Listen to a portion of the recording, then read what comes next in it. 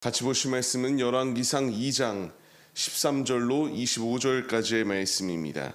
한 목소리로 말씀 합독하시겠습니다.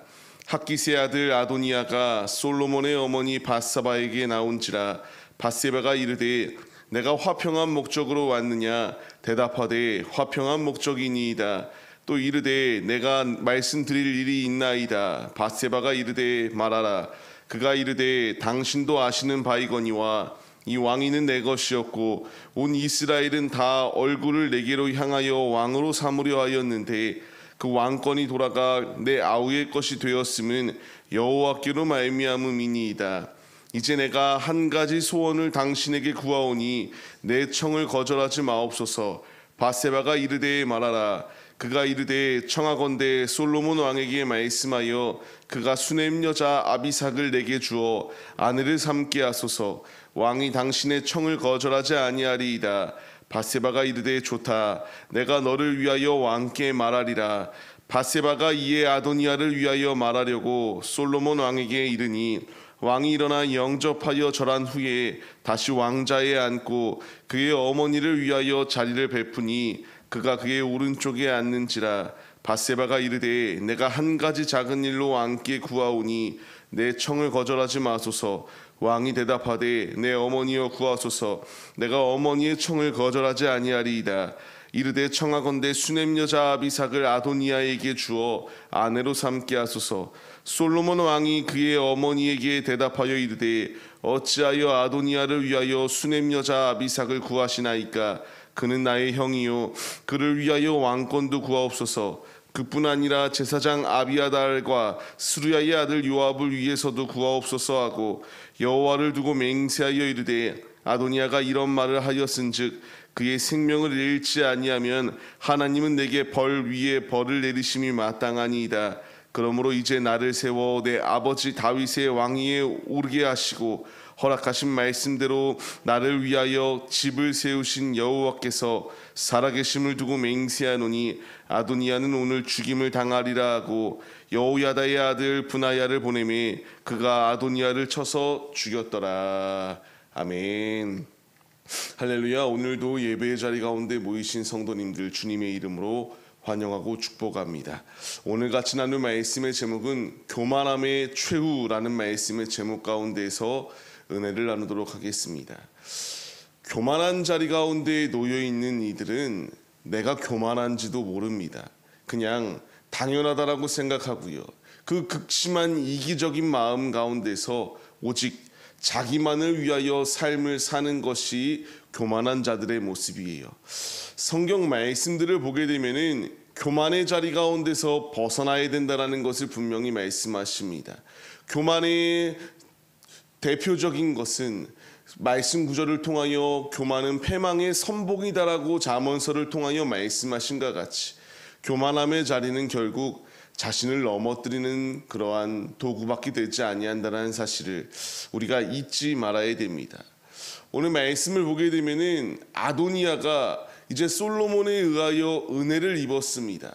자신의 생명을 부지하기 위하여 간절히 솔로몬에게 애원하였던 모습은 어디 가고 그가 행동하였던 것은 자꾸만 저 왕의 자리가 내 자리가 되어야 되는데 왜 솔로몬에게 갔는가에 대한 불평만 하고 있는 것이 바로 이 아도니아의 아둔한 모습이었습니다.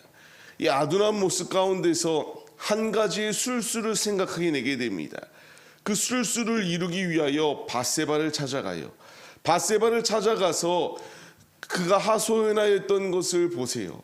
자신이 원래 왕의 자리 가운데 놓여 있어야 되는데 다 모두가 나를 이렇게 왕으로 세워야 된다라고 말하였는데 하나님이 갑자기 방향을 트셔서 솔로몬이 왕이 되었다.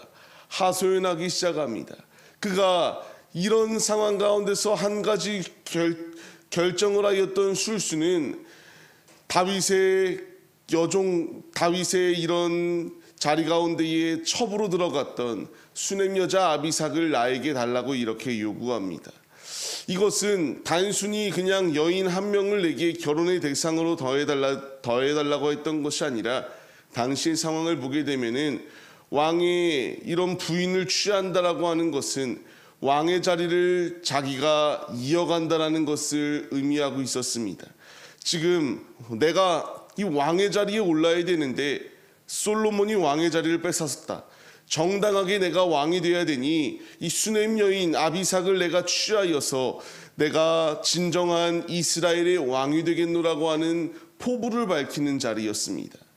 이런 상황 가운데서 이 바세바의 모습에 우리가 주목해 봐야 돼요. 솔로몬을 왕으로 만들기 위해서 나단 선지자와 지혜롭게 행동하던 그 모습은 어디 가서 지금 이 말도 안 되는 반역을 꾸미는 일 가운데에 내가 너를 돕겠노라고 이렇게 말하며 솔로몬에게가 그에게 이 아비삭을 주라고 말을 할 수 있었을까요? 그가 이런 선택을 하였던 이유는 이제 지혜의 자리 가운데에서 멀어졌기 때문입니다. 솔로몬은 왕으로 세우겠노라고 하는 그 결단과 목표가 있었을 때에는 지혜롭게 행동하였지만 이제 내 아들이 왕이 되었으니 그 이후로 그녀의 모습은 이와 같이 아둔한 자리 가운데 거할 수밖에 없었다라는 거예요. 우리가 주의해야 돼요. 우리에게 평안한 삶이 주어졌을 때에 우리가 더욱더 깨어 주님 앞에 근신하며 나아가야 됩니다. 죄악의 자리 가운데에 무너졌던 이 아도니아를 돕는 악한 도구로 쓰이는 자리 가운데 거하였던 바세바와 같은 모습이 아니라 끝까지 주님이 원하는 뜻대로 주님의 도구로 주님께 귀히 쓰임 받는 자들의 모습이 우리의 모습이 되어야 된다는 것을 말씀해 주고 있습니다. 아도니아는 이제 술수를 펼쳤고요. 바세바가 그의 도구로 솔로몬 왕에게 가서 자신에게 이와 같이 요구하는 이 여인을 더하여 달라고 말합니다.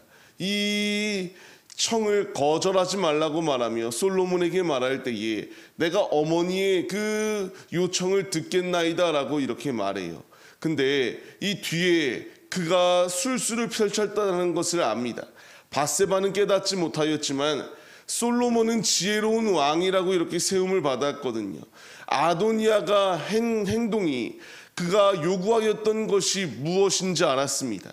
이것은 반역을 꿈꾸는 것이다라는 것을 알았어요.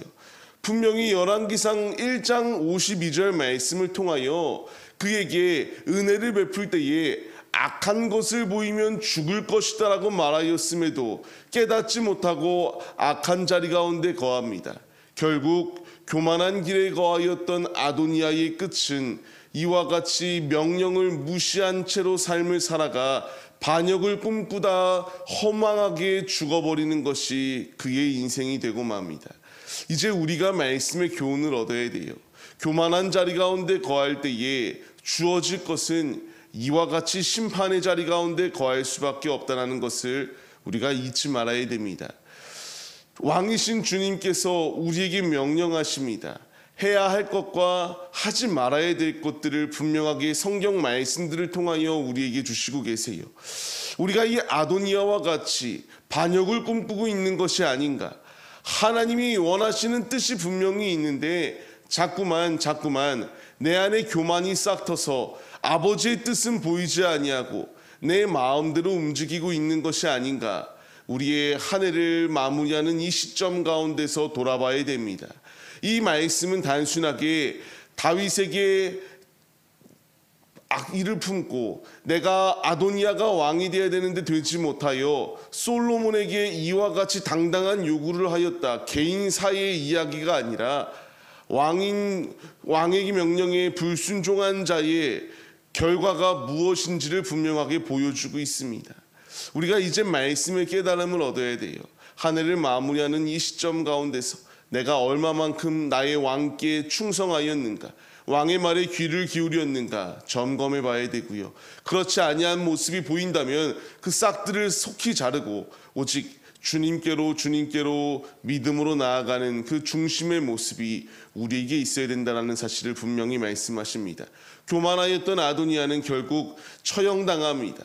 우리 역시 교만함 자리 가운데 놓여 있을 때에 영원한 사망의 자리가 있다라는 사실을 우리가 잊지 마시고 매 순간순간마다 오직 아도니아와 같이 아둔한 모습이 아니라 솔로몬 왕처럼 지혜로운 자리 가운데 거하여 매 순간순간마다 근신하고 깨어 기도하며 하나님의 말씀을 묵상하고 하나님이 원하시는 뜻대로 삶을 살아내어 아버지의 귀한 영광을 나타내는 지혜자들의 모습이 다 되시기를 주님의 이름으로 간절히 축원합니다.